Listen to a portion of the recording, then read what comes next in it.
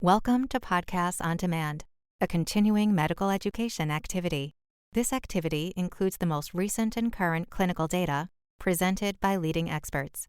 If you are seeking continuing education credit, please review the disclosures and the requirements for successful completion of the activity prior to listening to the podcast.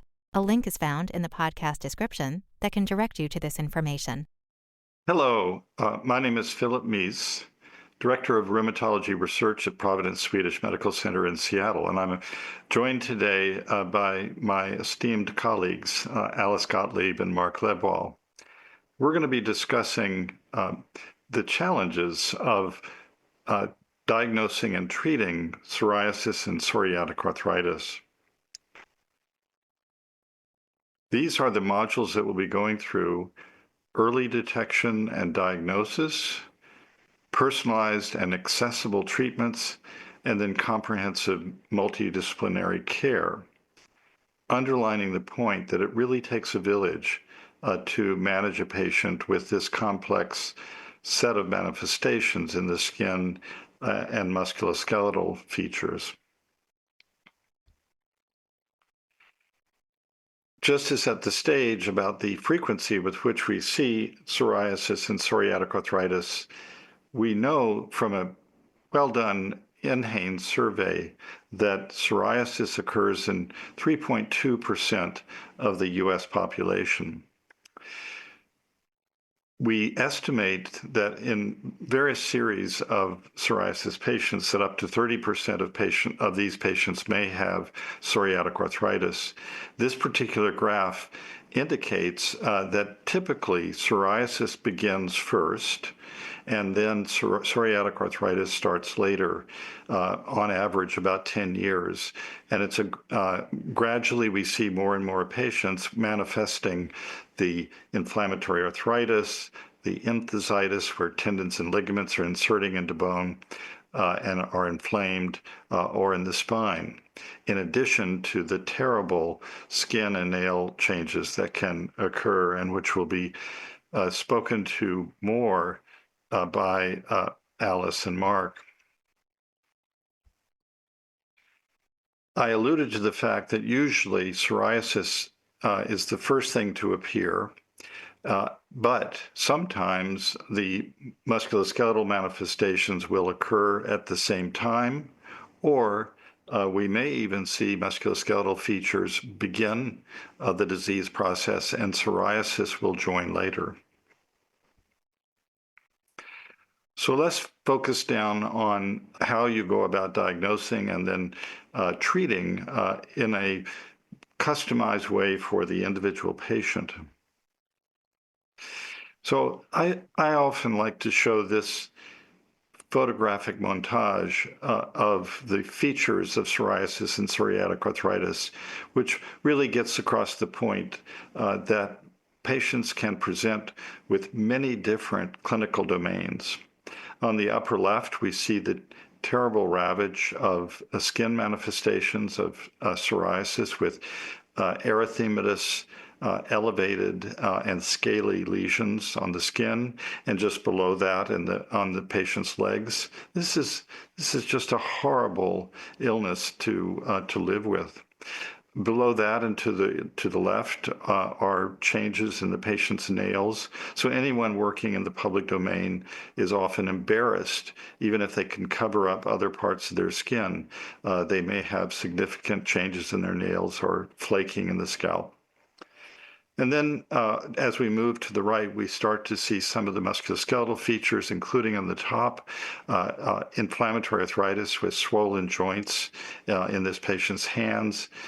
And just to the right of that, a time-lapse sequence photograph of an X-ray of fingers showing progressive destructive changes in the distal interphalangeal joint.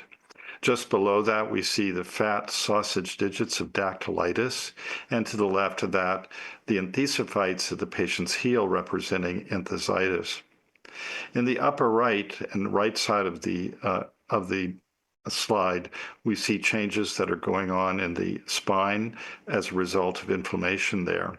And in the very bottom, we see some of the associated conditions, such as inflammatory bowel disease, uveitis, and then this poor woman who is obese and likely has hypertension and underlying cardiovascular disease. This is the metabolic syndrome that is often a feature of patients with psoriatic arthritis and psoriasis. It's a complex pathophysiology, and over on the left, we're showing a dendritic cell that may be at an interface like the skin or the gut lumen that is perceiving a danger signal, such as an alteration in the gut microbiome or trauma to the skin surface or some other stimulus that is getting the cell to be activated and to pour out various inflammatory cytokines, including interleukin 23, interleukin 22, and others that lead to signaling to a variety of different immune cells and effector cells via cytokines such as TNF, interleukin 17, interleukin 23, and these then effector cells at the tissue sites such as the skin, the joints, the entheses get turned on and lead to the destructive changes that can be seen in the joints and the spine and the changes in the skin. And this is even a more complex figure that gets across the point that upon activation, these cellular receptors for cytokines such as IL-23, IL-17, TNF, then turn on a variety of intracellular signaling pathways that get immune cells to become warrior cells and leads to tissue destruction. There are a number of agents that have been developed over the last almost 3 decades now, which have really revolutionized our ability to take care of patients with psoriasis and psoriatic arthritis.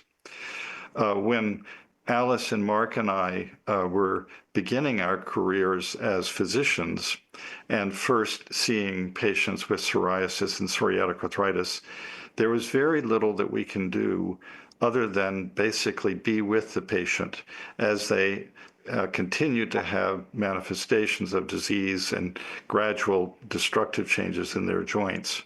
The 3 of us have watched the sea change that has occurred as we've applied our learnings from pathophysiology to then targeting the pathways that are promulgated by cytokines such as TNF, and on this slide, TNF and IL-12, IL-23.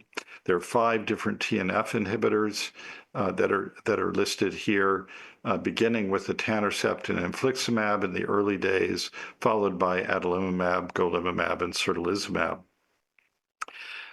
And to the right, we see the various indications that these TNF inhibitors are now approved for, including not only psoriasis and psoriatic arthritis, but a number of other diseases, including axial spondyloarthritis, inflammatory bowel disease, except for etanercept, awful diseases like hidradenitis suppurativa, juvenile arthritis, rheumatoid arthritis, ulcerative colitis, as examples. And then we move down to ustekinumab, an IL-12 and 23 inhibitor, which is approved for the treatment of psoriasis and psoriatic arthritis, and several other biologic medications, interleukin 17 inhibitors, 23 inhibitors, 36 inhibitor, and CTLA-4 inhibitor. These are all known as biologics, and they're called that because they mimic immunoglobulin molecules that are part of our natural immune system, large proteins that, if given orally, would be destroyed by stomach enzymes. And so they have to be given by either subcutaneous injection or intravenous infusion. The IL-17s noted here either target interleukin-17A, a very prominent pro-inflammatory cytokine alone, or in the case of the newest entrant, bimekizumab, which inhibits both IL-17A and IL-17F to try to give it a little bit broader reach and potentially more effectiveness. And then the interleukin-23 inhibitors, which are noted here, which are given infrequently as subcutaneous injections. For example, risankizumab is given once every 3 months, guselkumab once every 2 months. So it's very convenient for the patient. And one of the features of the IL-23 inhibitors is their really excellent safety profile, which we're going to come to more in a moment. And these, both IL-17 inhibitors and the IL-23 inhibitors are very effective in the treatment of psoriasis and psoriatic arthritis. When it comes to individualization of treatment, we go through certain thinking processes in our mind whereby we say, well, what does the patient in front of us display? And if the patient has active arthritis, along with active skin and nail disease, and active enthesitis, for example, we can rest assured that all of the treatments that I've just gone through can be effective in those different clinical domains. But let's say the patient has a very active spondylitis condition. We're still in the process of learning how effective the interleukin-23 inhibitors can be for the spine. There's an important study underway with guselkumab to try to ascertain its ability to affect the spine. So that's an example where we might individualize depending upon the patient's manifestations. And then I've also mentioned here an interleukin-36 inhibitor and CTLA-4 inhibitor, abatacept, which is a T-cell modulator, which is approved not only for psoriatic arthritis, but also rheumatoid arthritis, but not psoriasis because it is not quite as effective in the skin. And then we move over to some medicines which are given orally. First, the Janus kinase inhibitors or JAK inhibitors, including tofacitinib and upadacitinib, the first being a JAK 1, 2, and 3 inhibitor, the second a JAK 1 and 3 inhibitor, and then the agent deucravacitinib, which is also a member of the JAK kinase family, but is focused on specifically inhibiting a molecule known as TYK2. And TYK2 is in particular is important in relation to interleukin-23 signaling, as well as interleukin-12 and interferon signaling.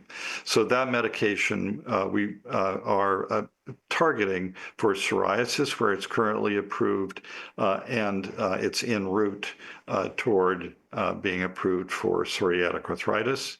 And so it's more specific and does not have the broad reach that the other JAK inhibitors do, which not only are approved for psoriatic arthritis, not psoriasis, they haven't gone for that particular indication, but also a number of other diseases, including rheumatoid arthritis and inflammatory bowel disease. And then there's the medication apremilast, which is a PDE4 inhibitor. And this works again by inhibiting certain intracellular signals in inflammatory cells to have them not be so inflammatory. And this medicine is given as a twice-a-day oral medication, which has efficacy and approval in psoriasis and psoriatic arthritis.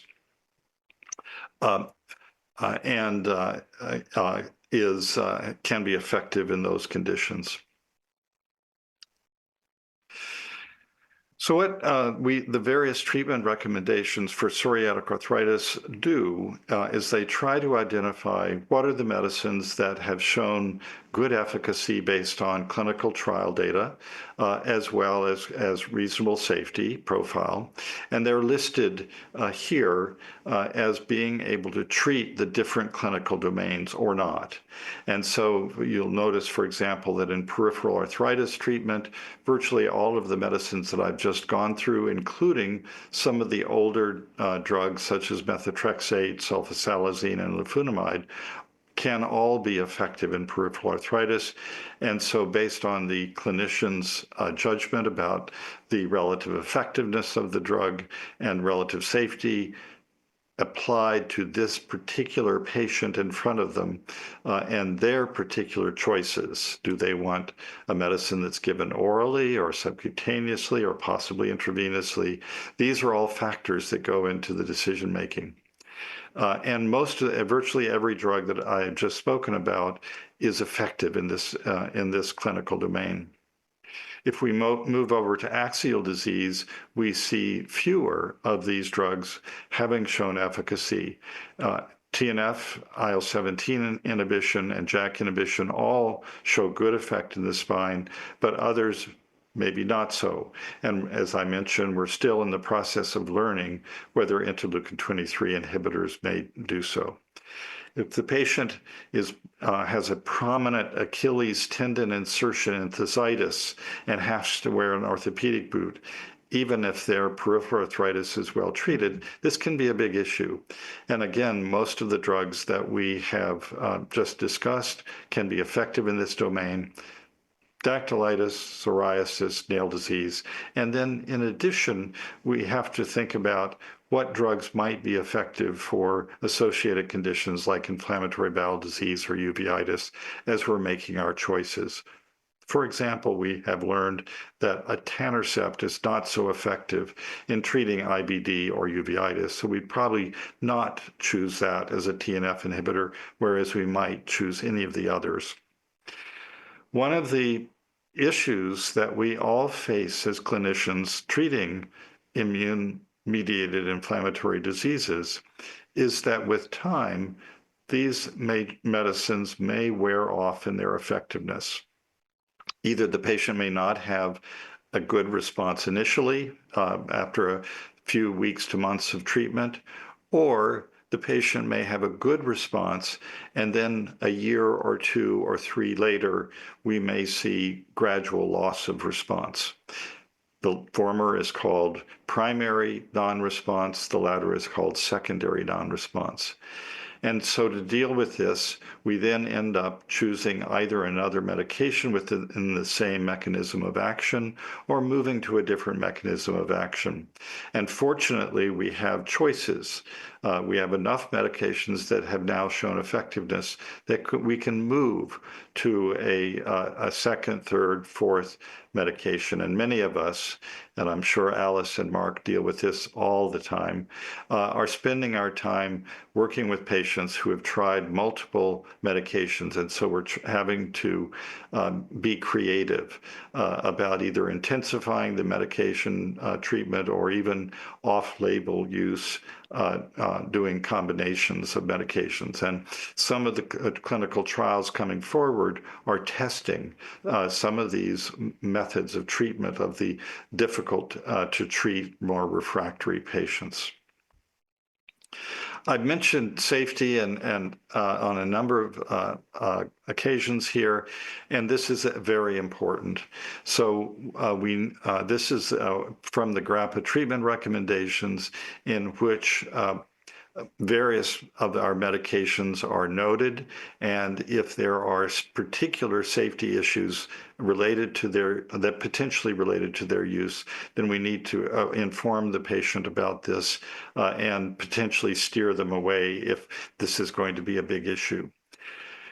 Here's an example. If the patient happens to be obese and has underlying fatty liver disease and has elevated liver transaminases, then it may not be the best thing to choose methotrexate as a treatment, or one of the other medicines, such as one of the JAK inhibitors that may have hepatic consequences with elevation of liver transaminases.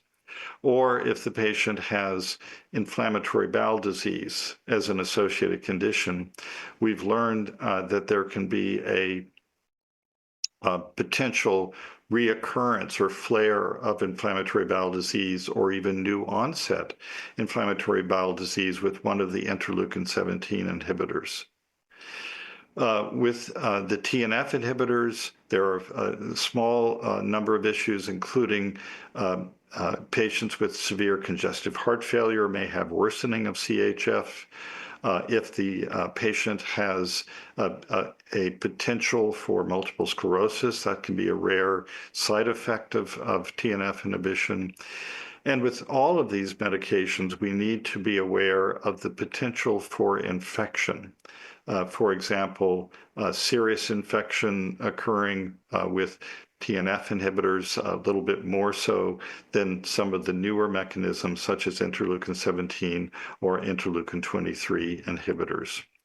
And a small risk for depression or even potentially suicidal ideation. This is an issue that we need to be aware of because patients with psoriasis and psoriatic arthritis may have a proclivity for this particular comorbidity, and we need to be cautious with certain medicines such as PDE4 inhibitors.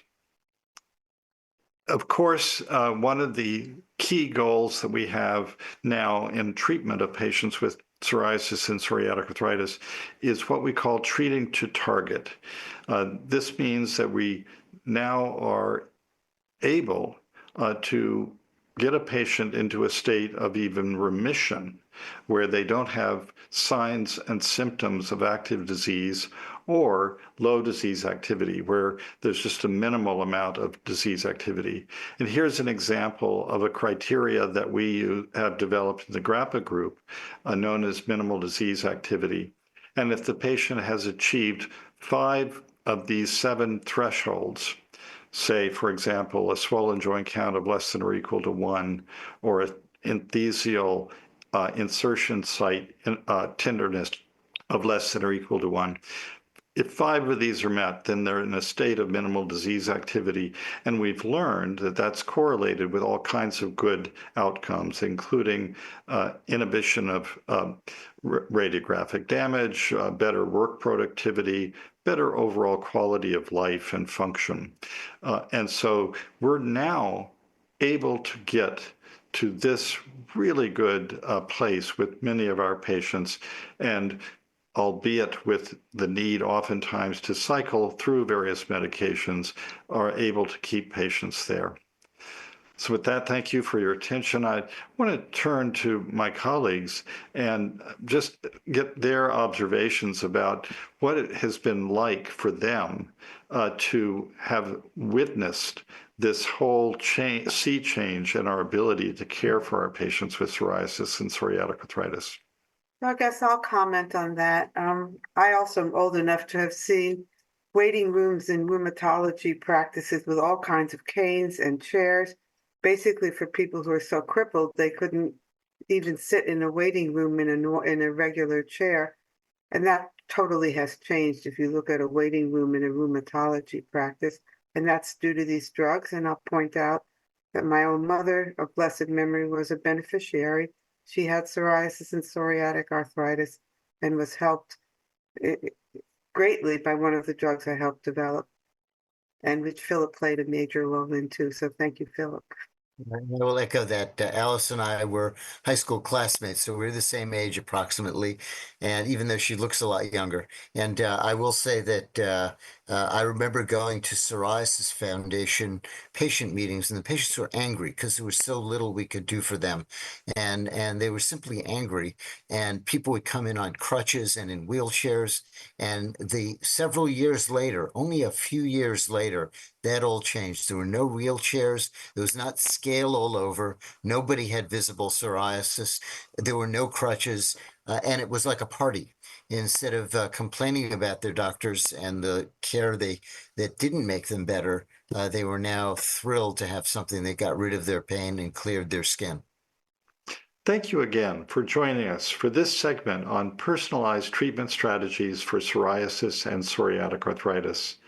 Please be sure to click on the landing page for this activity to claim your AMA, ANCC, ACPE credit, access supplemental slides, as well as other topic segments and case scenarios.